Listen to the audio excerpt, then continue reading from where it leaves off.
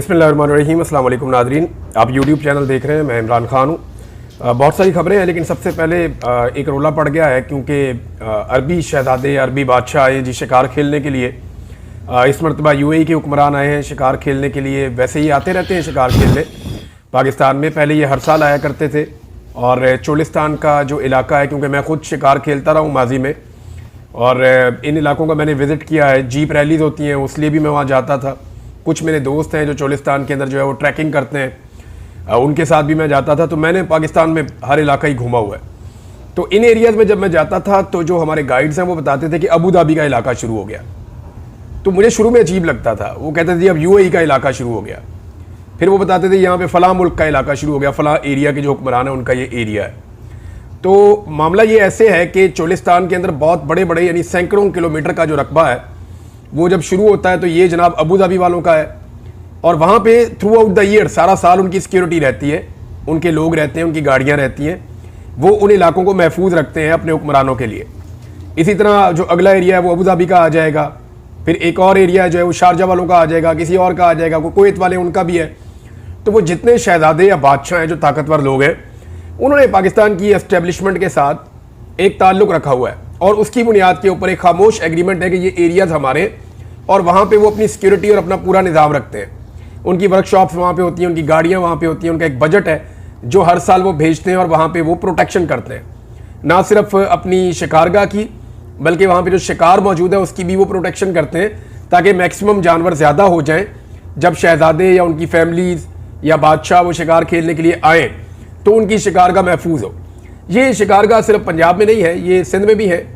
और ये शिकारगाह जो है वो बलूचिस्तान में भी 2-3 शिकारगाहें बड़ी मशहूर हैं।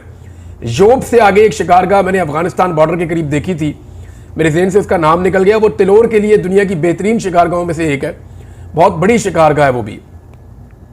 तो इस तरह जो है ये पहले हर साल आते थे खेलने के लिए, लेकिन फिर इनके पास बहुत ज़्यादा पैसा आ गया, ये बहुत ज़्यादा कमर्शियल हो गए। पूरी दुनिया के लोग जो हैं वो अब अरब ममालिक में आना शुरू हो गए हैं, यूरोपियंस आ रहे हैं, बाकी लोग आ रहे हैं। तो इनकी इंटरटेनमेंट के लिए जो है वो ज़राए भी बहुत ज़्यादा बढ़ गए। फिर कभी अब शिप्स पे निकल जाते हैं, यानी सर्दियां जब आती हैं तो फिर ये छुट्टियों पे निकलते हैं और नए साल में एंजॉय करते हैं। तो इनकी पूरी टीमें हैं जो बताती है कि जनाब इस साल आपने कौन कौन सी इंजॉयमेंट किस किस मौके पे करनी है। बाकायदा इंटरटेनमेंट के लिए भी पूरा निज़ाम है। बादशाह जो है तो अब उसमें जो है वो ये निकलते हैं सैर करने के लिए। कभी ये शिप्स के ऊपर चले जाते हैं, कभी कुछ आइलैंड्स हैं उन पर चले जाते हैं, कभी ये बहुत खूबसूरत ममालिक है वहाँ की सैर को चले जाते हैं यूरोप में। तो इस साल जो है वो बादशाह सलामत इधर आए हैं सैर करने के लिए। तो उनको मिलने के लिए पाकिस्तान के वज़ीर आज़म और वज़ीर आला पंजाब वो उनको मिलने के लिए, उनका इस्तकबाल करने के लिए गए। अगर आप रहीम यार खान का एयरपोर्ट देखें तो वो बड़ा ज़बरदस्त एयरपोर्ट है, क्योंकि मैंने जब उसको देखा मैं हैरान रह गया।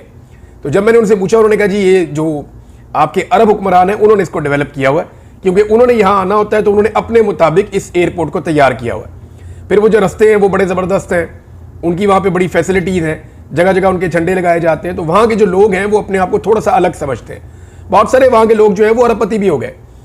मरियम नवाज साहिबा की एक रिश्तेदारी भी है रहीम यार खान से, जो बहुत फैसिलिटेट किया, जिन्होंने अरब हुक्मरानों को वहाँ शिकार खेलने के लिए। उनमें एक शख्सियत है जिनसे मरियम नवाज साहिबा ने अपनी एक बेटी भी उनके साथ, उनका शादी भी हुई है। तो ये इसलिए ज़्यादा बेहतर जानते हैं, सारे मुनीर साहब हैं। तो नादरीन ये जो मामला है यहाँ पे एक हाथ मिलाने का मामला ज़रा कंट्रोवर्शियल हो गया। मरियम नवाज साहिबा ने हैंड हग किया है शहबाज गिल साहब के से। मैंने पहली दफ़ा ये लफ्ज़ सुना हैंड हग, फिर मैंने उसको वो करके देखा, उसको गूगल करके देखा, तो वाकई में जिस ताज़ीम के साथ मरियम नवाज साहिबा ने उनका हाथ पकड़ा, यानी इसको आप जेस्चर कह सकते हैं, एक ताज़ीम का, एक आजिज़ी का एक जेस्चर है, वफादारी के जज्बात का इजहार है जो मरियम नवाज साहिबा ने अरब हुक्मरान के साथ किया। लेकिन पाकिस्तान के कल्चर के मुताबिक नहीं है। यानी मरियम नवाज साहिबा नैब के ऑफिस में पेश नहीं होती थी, वो ये कहती थी कि वो गैर महरम है तो मैं वहाँ पेश नहीं हो सकती। लेकिन ये जो बादशाह है ये भी गैर महरम है और इसके साथ जो लोग हैं वो भी गैर महरम है। यहाँ पे मरियम नवाज साहिबा को ख्याल नहीं आया। तो जब आप इक़्तिदार में नहीं होते और आपके ऊपर सख्तियाँ होती हैं तो फिर आपका क्राइटेरिया कुछ और होता है। यानी हमारे सियासतदान भी एक ऐसी अजीब चीज़ है, जब दिल करता है मज़हब को एक हथियार बना लेते हैं, जब दिल करता है कल्चर के लिबादे के अंदर अपने आप को ओढ़ लेते हैं, जब दिल करता है महरम और नामहरम की बहस शुरू कर देते हैं, और जब दिल करता है पूरी तरह से लिबरल हो जाते हैं। ये बैरूपियाँ हैं एक्चुअली।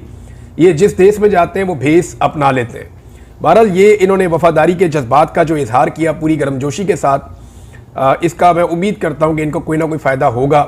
पाकिस्तान को फ़ायदा हो या ना हो, इनको फ़ायदा होगा। अब ये चंद साल के बाद आए हैं, गालिबन ये हर साल अब नहीं आते क्योंकि और बहुत सारी इंटरटेनमेंट है, तो उम्मीद करता हूँ। और जब ये आते हैं ना, तो मैं आपको एक बड़ी मजे की बात बताता हूँ। मुझे वहाँ लोकल से बताया कि फिर यहाँ पे जितने मिलिट्री इस्टेब्लिशमेंट के लोग होते हैं वो भी, फिर यहाँ पे जितने ब्यूरोक्रेट्स होते हैं वो भी, और यहाँ के जितने लोकल सियासतदान हैं वो भी, ये तमाम कोशिश में लग जाते हैं कि किसी तरह हमारी एक मुलाकात हो जाए बादशाह सलामत से, हमें वहाँ पेश होने का, कुछ तस्वीर खिंचवाने का मौका मिल जाए। तो ये तोहफे तहाइफ भी देते हैं, इनाम इकराम से भी नवाजते हैं बादशाह सलामत। जब ये आते हैं तो इनके बहुत बड़े बड़े खैमे लगते हैं डेजर्ट के अंदर, इतना खूबसूरत माहौल होता है, ज़बरदस्त किस्म की अंगीठियाँ आती हैं बाहर से। इनकी गाड़ियाँ जो है वो स्पेशल डिज़ाइंड है, यानी V8 गाड़ी आपको ऐसे ऊपर से खुली हुई नहीं मिलेगी, लेकिन इनकी गाड़ियाँ आपको मिलेंगी जिनके अंदर ये फाल्कन्स को लेकर जाते हैं और शिकार खेलते हैं। बड़ा लग्जरी शिकार खेलते हैं ये, और इनके लिए बाकायदा GPS का एक सिस्टम इस्तेमाल किया जाता है जिससे पता चलता है कौन सा जानवर किस जगह पे मौजूद है और कौन सी जगह खाली है, तो इनको डायरेक्ट वहाँ पे लेकर जाते हैं। वहाँ ये लोग अपने अपने फाल्कन्स जो हैं या जो बाज हैं उनको ये उड़ाते हैं, और वो फिर शिकार इनके लिए खेलते हैं तिलोर का और बाकी जानवरों का। तो बड़ा ज़बरदस्त इनका एक इंटरटेनमेंट है। इनकी वर्कशॉपें तक साथ आती है, इनकी सिक्योरिटी सारा साल रहती है, लेकिन जब ये आते हैं तो मजीद सिक्योरिटी साथ आती है। इनके खादिम, मुलाजिम, टेक्निकल अमला, हर किस्म की फैसिलिटी ये जंगल में मंगल कर देते हैं। और फिर इनके करीब फटकने की भी किसी को इजाज़त नहीं होती।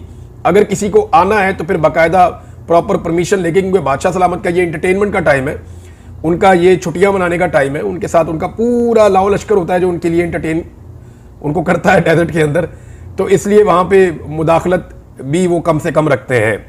तो कुछ लोग मिलने में कामयाब हो जाते हैं, कुछ लोग नहीं होते। अब ये मरियम नवाज साहबा के हाथ मिलाने के ऊपर तनकीद हो रही है। एक्चुअली PMLN ने इतना गंद मारा हुआ है पाकिस्तान में, औरतों के ऊपर इतना ज़्यादा मारा हुआ है कि वो थोड़ी सी भी हरकत वो भी करते हैं तो फिर आगे से उसी तरह का जवाब आता है। ये अब मरियम नवाज साहबा की मर्जी है, वो जैसे मर्जी हाथ पकड़े। ये देखें, उनको एक इंडिपेंडेंस है, एक आज़ादी है उनको कि वो जिसका चाहे जैसे मर्जी हाथ पकड़े, लेकिन जो आपकी कल्चर है उसके साथ जो चीज़ें मुताबिकत नहीं रखती वो ऑड लगती हैं। और PMLN का अपना मीडिया जो है वो इस पर डिफेंसिव है, वो परेशान है कि जनाब इसका अब क्या जवाब हम दें। पाकिस्तान तहरीक इंसाफ ने अभी तक उनको ग्रीन सिग्नल नहीं मिला कि आज उनकी मुलाकात होगी या नहीं होगी इमरान खान साहब से, लेकिन उनकी कमेटी इमरान खान साहब से मिलना चाहती है। और आज फैसला आना था अदालत का, लेकिन रात गए ये पता चल रहा है कि फैसला नहीं आएगा। और ये बात हमें पता चल रही है उन लोगों से जो एस्टेब्लिशमेंट की तरफ से खबरें देते हैं। हमें अदालत की तरफ से ये खबर अभी तक पता नहीं चली, और हो सकता है कि फैसला आ भी जाए अचानक, लेकिन अब ज़्यादा इम्कान ये है कि फैसला नहीं आएगा, इसको मज़ीद डिले किया जाएगा। ऐसा लगता है कि फ़ैसला भी अब मुज़ाकरात के साथ मशरूत हो गया, और शायद अदालती फ़ैसला भी ये देख कर आएगा कि उसने आना क्या है, यानी इस तरफ जाना है या इस तरफ जाना है। मुज़ाकरात के नतीजे के ऊपर लगता है फ़ैसला टिका हुआ है। पाकिस्तान भी एक अजीब ही मुल्क है, यहाँ पे जजेस ये